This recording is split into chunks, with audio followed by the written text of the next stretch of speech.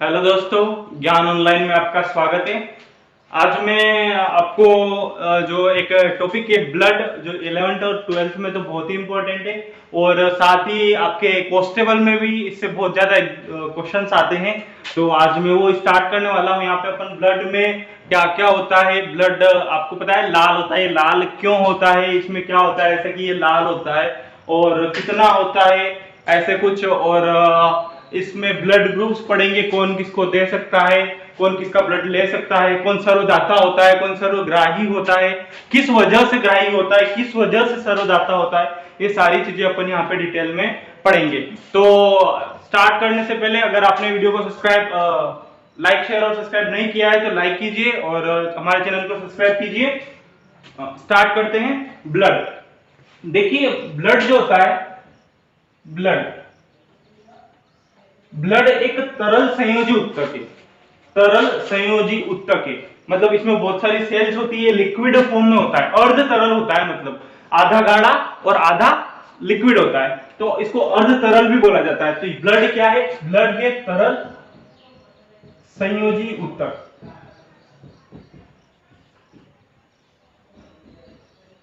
अच्छा, आपको ये तो पता है कि ब्लड रेड कलर का होता है। अब ये रेड क्यों होता है? क्योंकि ब्लड में रेड आरबीसी पाई जाती है। रेड क्या होती है? आरबीसी। और ये आरबीसी रेड क्यों होती है? क्योंकि आरबीसी की सतह पे हीमोग्लोबिन पाया जाता है। मतलब कि ब्लड के मेन रेड होने का कारण जो है वो है हीमोग्लोबिन। हीमोग्लोबिन एक प्रोटीन है, प्रोटीन जिसमें आयरन भी पाया जाता है, Fe+3 में। ये आयरन युक्त, लोह युक्त एक प्रोटीन है जो लाल कलर की होती है। इस कारण से ब्लड का कलर क्या होता है? लाल होता है। अब ये आरबीसी क्या होती है, डब्ल्यूबीसी क्या होती है, मैं सारा आपको बताने वाला हूं, पहले थोड़ा सा देख लो। और ब्लड का जो अध्ययन होता है उसे बोलते हैं हीमेटोलॉजी।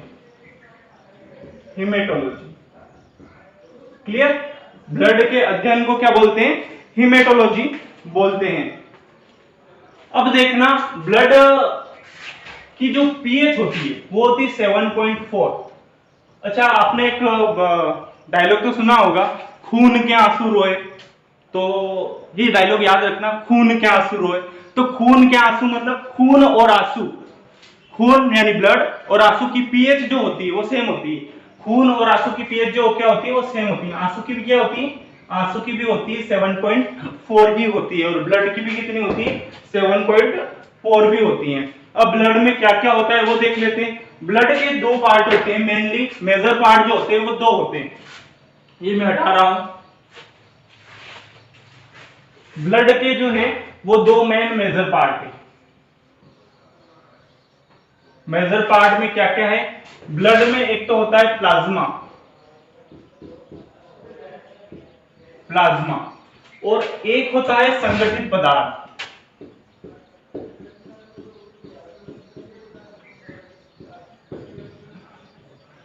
ब्लड में एक तो होता है प्लाज्मा और एक होता है संगठित पदार्थ। ये जो प्लाज्मा होता है ये हल्के गाढ़ा पीला रंग का पदार्थ होता है, हल्का और गाढ़ा होता है। तो ये जो होता है ये ब्लड का 55% पार्ट बनाता है।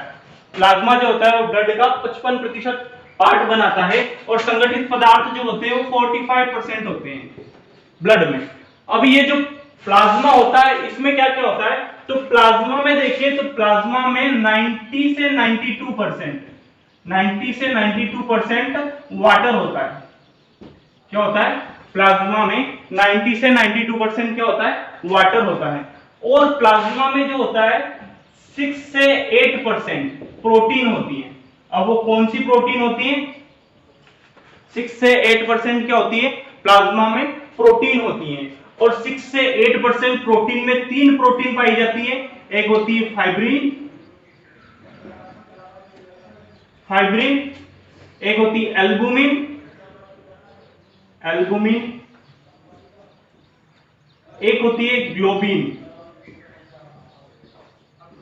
अब इन प्रोटीन के काम क्या है? ये ब्लड में क्यों पाई जाती है? ये जो फाइब्रिन जो होती है ये प्रोटीन ये काम करती है रक्त का थक्का जमाने का, रक्त का थक्का जमाने में मदद करती है। ये जो फाइब्रिन होती है ये रक्त का थक्का जमाने में क्या करती है? मदद करती है। एल्बुमिन जो होती है वो परासरणी संतुलन का कार्य करती है। परासरणी संतुलन का मतलब अपने शरीर के अंदर की परासरणी सांद्रता, ऑर्गन्स के अंदर की परासरणी सांद्रता, ब्लड की परासरणी सांद्रता और इनके मेंटेन रखती है, इनको मेंटेन रखती है, जिससे यूरिन की परासरणी सांद्रता होती है। तो एल्बुमिन मेनली क्या कार्य करती है? परासरणी संतुलन का कार्य करती है। और ग्लोबिन का काम है, ग्लोबिन प्रतिरक्षा तंत्र में मदद करती है। प्रतिरक्षा तंत्र में क्या करती है? मदद करती है। इसका काम क्या होता है? प्रतिरक्षा का होता है। प्रतिरक्षा क्या होती है? प्रतिरक्षा कोई बाहर से अपने अंदर एंटीजन आता है, बैक्टीरिया, वायरस वगैरह, तो उनसे लड़ने की जो क्षमता होती है उसे क्या बोलते हैं? प्रतिरक्षा बोलते हैं। मैं प्रतिरक्षा भी आपको बहुत ही जल्द पढ़ाने वाला हूं, इससे भी क्वेश्चन आते हैं। रोग और प्रतिरक्षा अपन साथ में पढ़ेंगे, मानव में रोग और प्रतिरक्षा दोनों अपन साथ में पढ़ लेंगे। तो ग्लोबिन जो करती है वो प्रतिरक्षा तंत्र का कार्य करती है। यहां पर अगर मैं देखूं संगठित पदार्थ में एक होती है RBC, RBC red blood corpuscle, RBC लाल रक्त कणिकाएं। ये लाल रक्त कणिकाएं लाल होती हैं और लाल क्यों होती है आपको पता है? हीमोग्लोबिन के कारण। इनका आकार जो होता है, आरबीसी का जो आकार होता है वो उभयावतल होता है, उभयावतल। उभयावतल समझते हो? ये ऐसे ऐसी, ये ऐसी कणिकाएं होती है जो बीच में से ऐसे दबी हुई होती है। आरबीसी का आकार क्या होता है? उभयावतल होता है। और आपके लिए सबसे इंपॉर्टेंट बात वो है कि मनुष्यों के आरबीसी में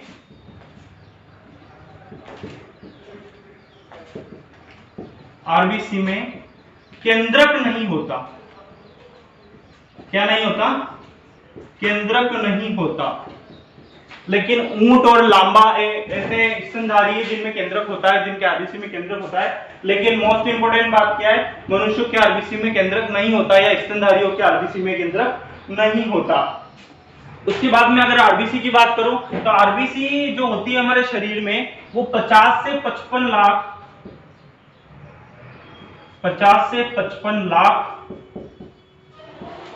पर mm³ ब्लड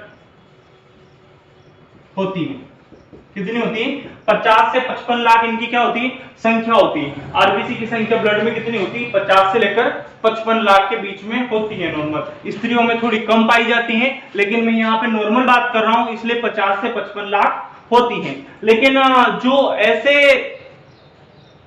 जो ऐसे लोग हैं जो हिमालय या फिर ऊंचे पर्वत पर पाए जाते हैं, उनमें जो होती है आरबीसी की संख्या वो नॉर्मल मैदानी क्षेत्र में रहने वाले लोगों से ज्यादा होती है। उसका कारण है कि वहां पे तुंगता नामक की बीमारी होती है। तुंगता नामक बीमारी क्या होती है? वहां पर जाने पे वायु में ऑक्सीजन की सांद्रता जो होती है वो कम हो जाती है, अपने को सांस लेने में दिक्कत होती है। और सांस लेने में दिक्कत होती है, उसी कारण से क्या होता है?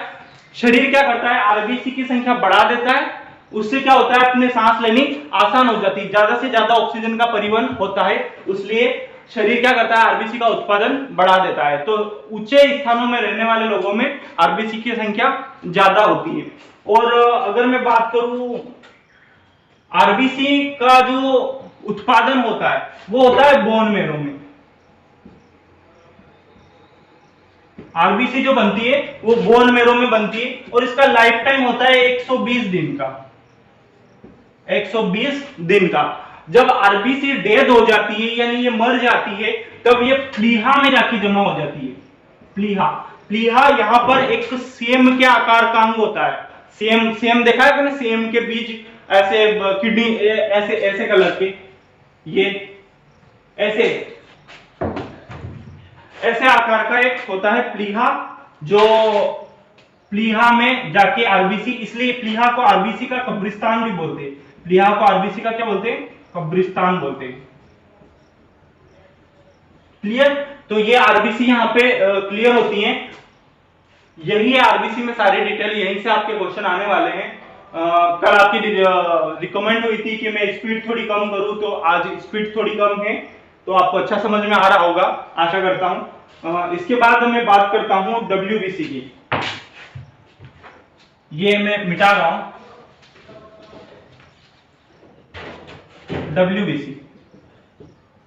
डब्ल्यूबीसी की संख्या होती है 6 से 8 हजार। डब्ल्यूबीसी दो टाइप की होती है, ग्रेन्युलोसाइट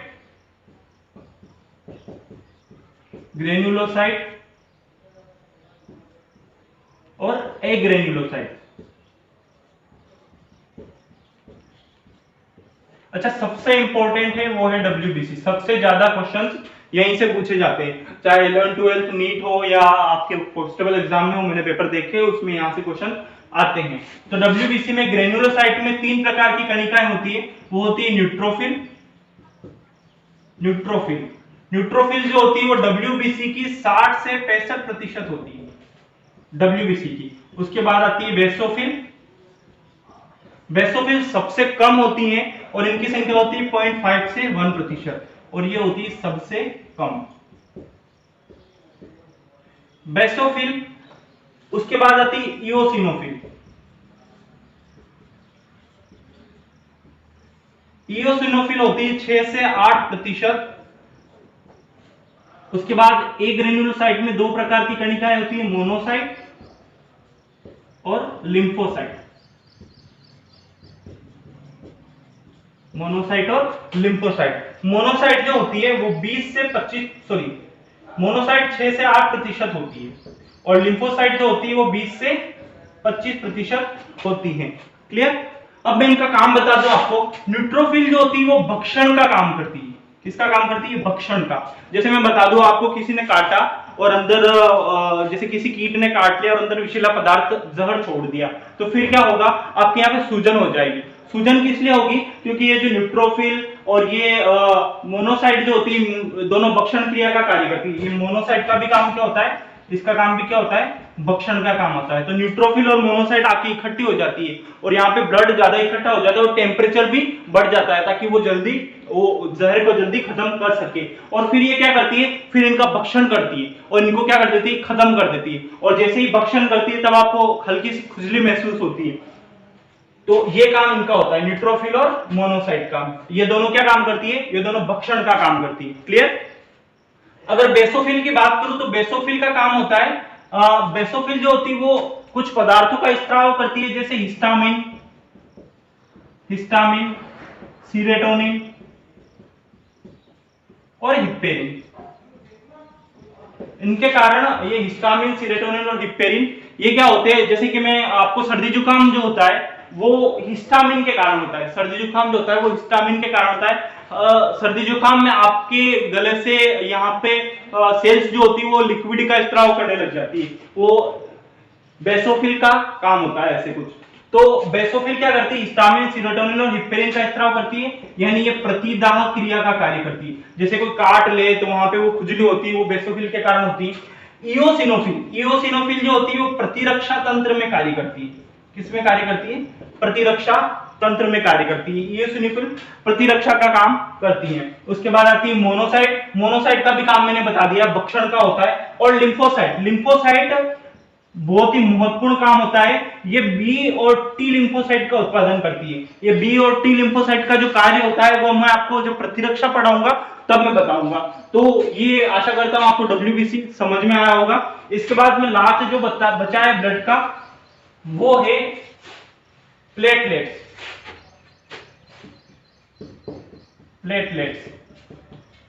प्लेटलेट्स जो होती है वो होती है 1.5 लाख लगभग पर mm³ ब्लड। ये प्लेटलेट्स की संख्या होती है। प्लेटलेट्स का जो मेन काम होता है वो थक्का बनाने का होता है। जैसे कि आपने कभी ऐसे चोट लगी होती है और एक व्हाइट सा हल्का सा व्हाइट पदार्थ निकलते हुए देखा होगा, उसके बाद में आपका ब्लड रुक जाता है, तो वो जो ब्लड रोकने का कार्य करती है ना, वो प्लेटलेट्स करती है। प्लेटलेट्स को हिंदी में बिंबाणु बोलते हैं, बिंबाणु। ये काम प्लेटलेट्स का होता है। प्लेटलेट्स क्या करती है? थक्का बनाने में कार्य करती है, रक्त का थक्का बनाती है। और इनका निर्माण होता है मेगाकैरियोसाइट के टुकड़ों से। मेगाकैरियोसाइट के टुकड़ों से इनका निर्माण होता है। तो ये काम हो गया प्लेटलेट्स का। प्लेटलेट्स क्या करती है? बिंबाणु 1.5 से 1.5 लाख होती है और थक्का बनाने का कार्य करती है। और निर्माण किससे होता है इसका? मेगाकैरियोसाइट के टुकड़ों से। तो ब्लड अभी इस वीडियो में इतना ही रखते हैं। अगले वीडियो में मैं आपको RH फैक्टर और ब्लड ग्रुप पढ़ाने वाला हूं। तो नेक्स्ट वीडियो बहुत ही जल्द आने वाला है। अच्छा लगा हो वीडियो तो लाइक, शेयर और सब्सक्राइब जरूर कीजिएगा। इसके बाद मिलते हैं नेक्स्ट वीडियो में। बहुत बहुत धन्यवाद आपका। ज्ञान ऑनलाइन को सब्सक्राइब कीजिएगा। Thank you.